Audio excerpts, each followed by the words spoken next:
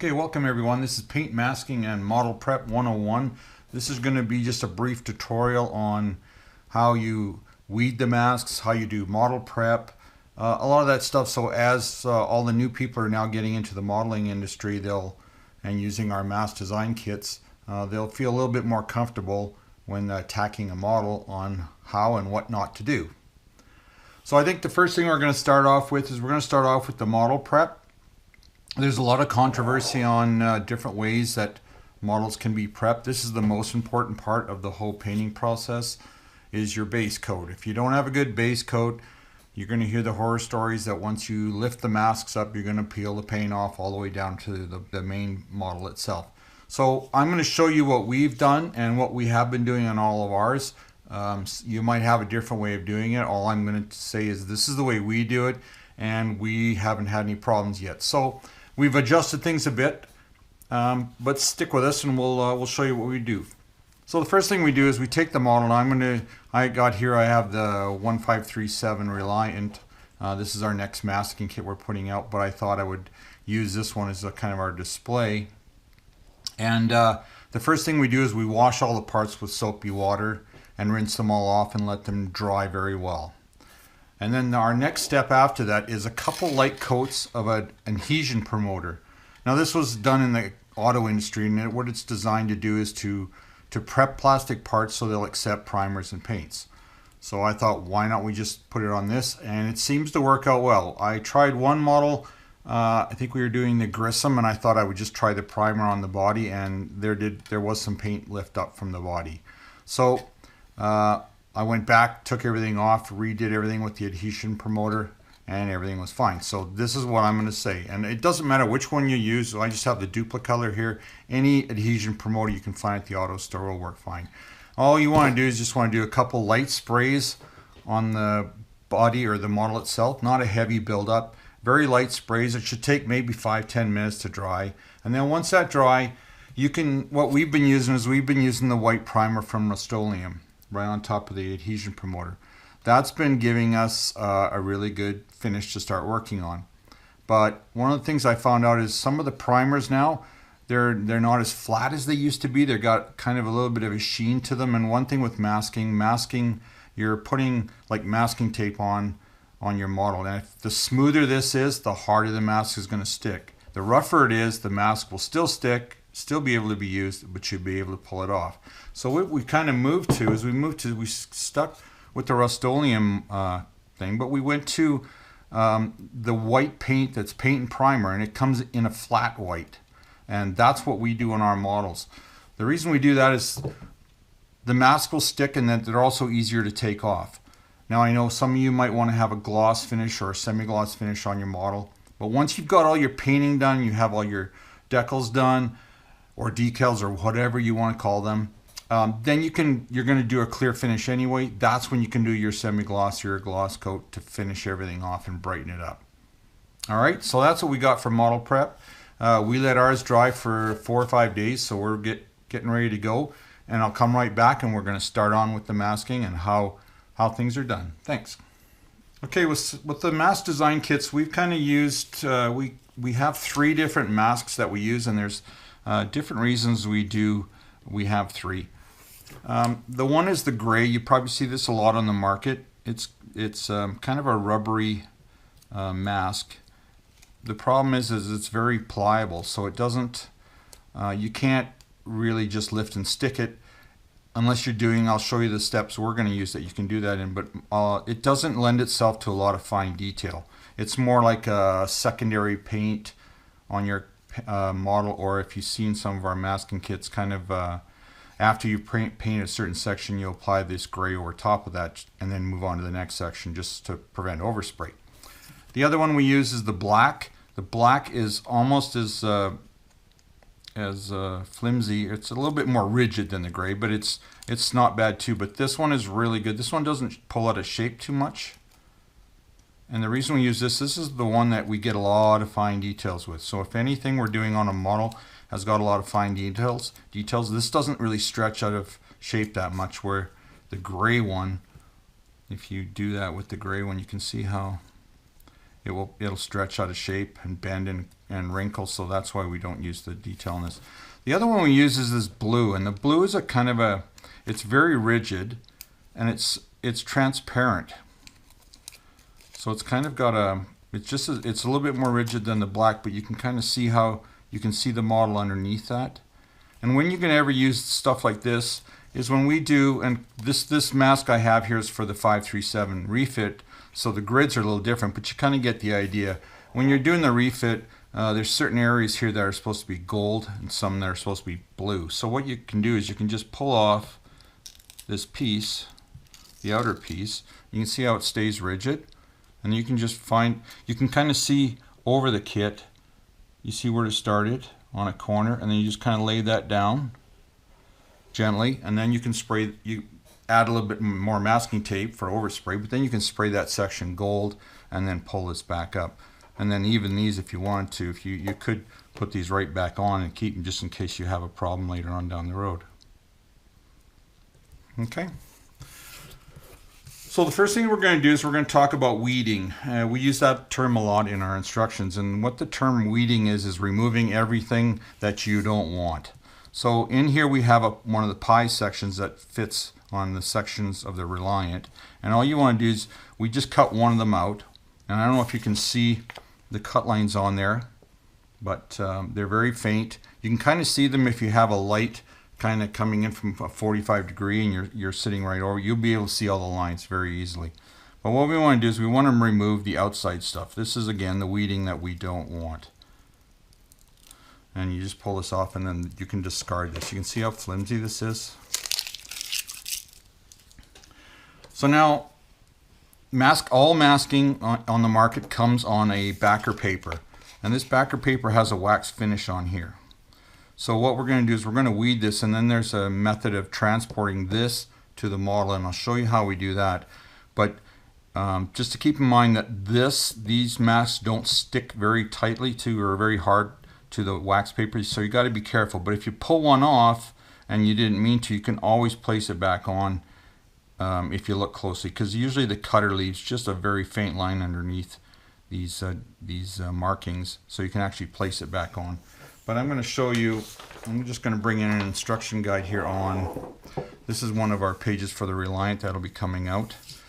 And these are what we're telling the people to do. These are your patterns you're going to be working on. So let's just say we're going to work on this one first. So we've already weeded the outside, and then anything that is white is whatever we're going to remove, because then that will be whatever we can paint on the model. So what you want to do is you want to just start from an end, a corner. So I'm going to start back in this corner. I'm going to pull this way, and then I'm going to start this corner and pull it away, keep pulling it away. You'll see how easy, once you get comfortable with it, see how this bottom one is moving right now? So I'm just going to hold that one in place, just give it a little tug, and it will come off. And starting in this corner, same thing, and on this corner. Now I've released that. Now I'm going to start from the back on the other side here, same thing, moving this way, and that's the piece we can throw away. So that's our first one there done. So now we just move on up, and depending on which mask you got or what you're doing, it's the same thing. So what we're going to do is we're just going to rip these off. Be very careful that we keep all the rest of the stuff on here. It's a good idea to keep this in front of you so you can kind of see what you need to do and what needs to stay. So here's again, you start at the top, and then start at the back, and then just lift that off.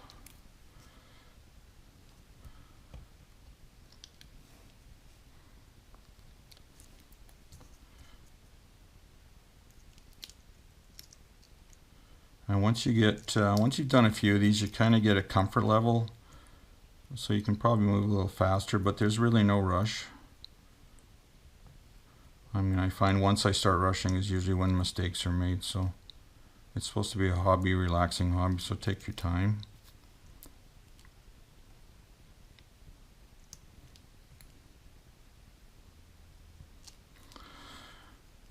Now on some of the models, for instance, the Discovery, the 1000 Discovery that we have out there, once you start getting this top area, they're really small pieces. So what we've been telling people, if you're having trouble getting the pieces off the wax, or you won't have trouble getting the pieces off the wax. You might be removing other pieces that you don't want to remove right now. If that happens, leave this top section all as it is, all with the mask on it. We'll clear it, put it on, and then we can remove it out once it's on the model. That'll help you out on any of those hard spots. Alright, so we have this one done. We're going to be placing this one onto the model. What we're going to do is we need this transfer tape, or this, we call it transfer film. And all this is a clear vinyl that has a stick to it. And all we do is we just want to cut out. Now you can do it any way you want to. I mean, you can just mark this or just kind of put it over top and just cut a section out. You don't have to press very lightly because all you want to do is just cut through the clear. You don't want to cut through the board. And now you've got this piece. What you want to do is there's a shiny side and a dull side. Now normally the stuff we use in the shop, we use this stuff here, which comes on a roll. It's got a nice matte finish on it, so there's not a shine to it. But I thought I'd show you exactly what you're going to be getting with kits. So this is what you're going to get. So all you want to do is you just want to turn it over, put the gloss side down, and we want to start on a corner and just pull the paper off the back. Okay, so this is what you've got. You've got a sticky side and you got a shiny side. So now what we want to do is you just want to lay this over top of the mask to make sure you complete it all. Now I give you these business cards, these plastic cards with every kit. These are what you use to burnish this on. And burnishing is just adhering the clear onto the mask below. So your first swipe is really slow. If you go too hard, you're going to create a bubble and a wrinkle, and then this mask is now going to lay on crooked. So you just want to do a couple light coats to get it on, and then you can do a hard coat. Now your next step, what we want to do is we want to cut.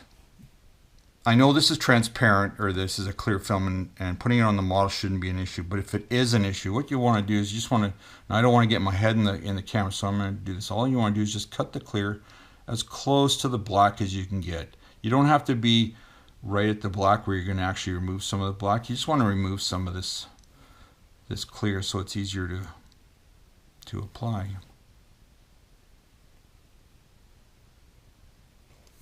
Okay, and then we're just going to go along the bottom just so we have a start point. Now the more and more of these that you do, you won't have to do this because you'll get accustomed to where the mask fits, how it looks.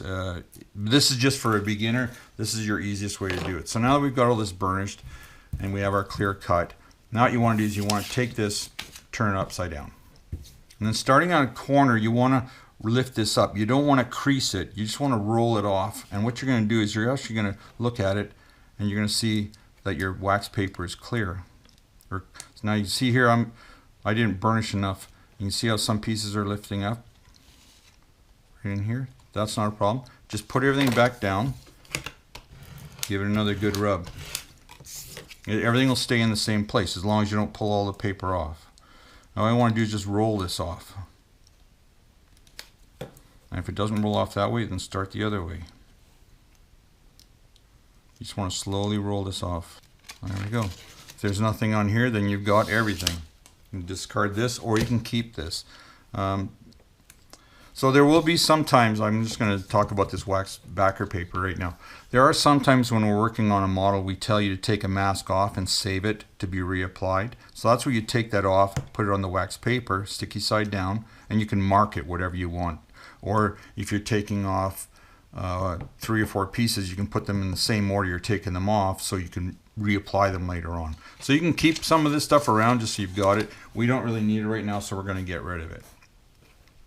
So this is our mask right here. This is the sticky side. So I'm going to bring the model back in. Well, so I'll just show you what we're going to do here. So we always tell you where you want to start with the corner, and then which ways you want to go with this to line it up. And all you want to do is just kind of get it in one of the pie shapes. So we'll do that.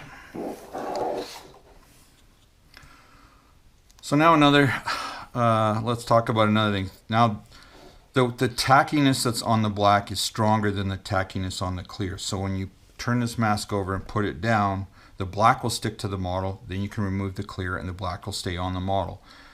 Okay, so one thing I wanted to talk about is once you've got the black on the clear, you can actually touch this if you wish. We don't really need to do it on the black on this one because we're doing it on white. But if you're doing this mask onto another color, like your secondary color, sometimes people are saying that the mask has got too much tack to it. You can go ahead and touch this, and the more you touch it, it'll just remove some of the tack. You can put it on your palm or whatever. Just be careful you don't pull it off, but you'll get a sense of how much you can actually touch it, and continue on with that. So what we're going to do is we're going to apply this mask. And like I said, in the instructions, it's telling us to start in a corner and then eyeball up either of the grid lines, and then you'll be able to center it in. So what we're going to do is we're just going to put this piece kind of right in the corner here, and then just follow about halfway up, tap it down, just make sure it's sitting on the grid. And then you can rub it all down with your finger. You can use the card. You can use the card to kind of burnish it in this way, but then there's a chance you might scratch the paint. So I'm thinking the finger rub works probably the best. We're just using your finger probably works the best. So once you've got it all rubbed down, then you just pick a piece of the clear up, and on a 45-degree angle, just start pulling it off, just rolling it off. And if you start lifting a piece, just go back in.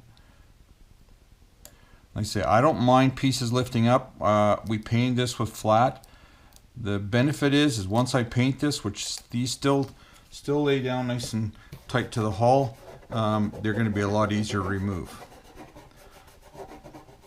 Okay, so we got that done. Now we're going to work on the gray one, and I've already weeded the gray out because you really don't need to see all the weeding that we have to do here. Actually got a piece sitting in the back here. But all this was just a gray piece that has a whole bunch of the squares cut out. So once we actually paint this, all of these sections in here will be kind of a brown color. We'll pull the mask off, and everything that's underneath the mask will remain white. That's our first pattern. Now we want to create a second pattern. And this is where I was saying you can actually pull this piece off and stick it down. These pieces you can't just pull off and stick down. You could, but it's very tedious and very time consuming, and your chances are you're not going to get them lined up to the next one. So this is why we use the clear, so all these pieces stay together. But this one here, you can actually lift this up, and you don't really have to touch the back of this and tack it down, because this one is, the tack on the gray is not as bad.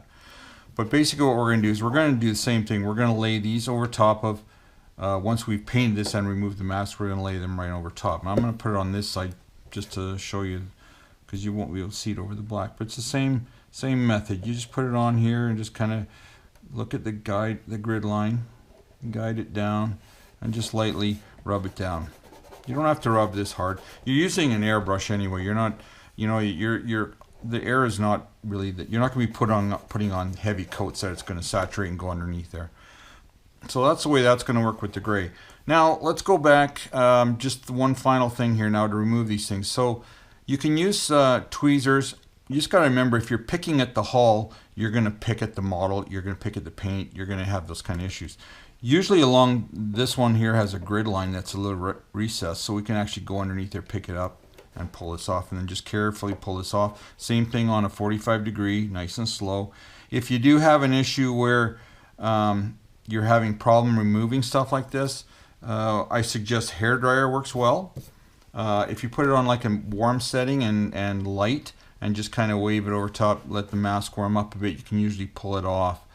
You shouldn't have any problems then. That's just in case you've left it on too long.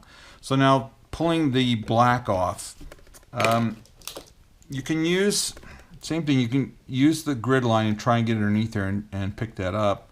But if you don't have any grid lines around, you can use a razor knife. Now, what you got to do is you don't want to just pick at it straight down. You want to have the razor blade kind of like flush with the hull. That'll stop some scratching. So all you want to do is just right up against the hull, find a corner, just slide underneath it, and just pick it and pull it over like that. Then you can grab your tweezers and then just pull this off. Okay. Again, along with the hull, just go to right on a corner, pick it up, and just fold it over. And then that'll allow you have something to pull off. If there is a grid like here, you can probably get underneath it. You might be able to find that the tweezers you can get underneath there and peel these off. But if you can't, don't worry about it. You can always use the razor blade.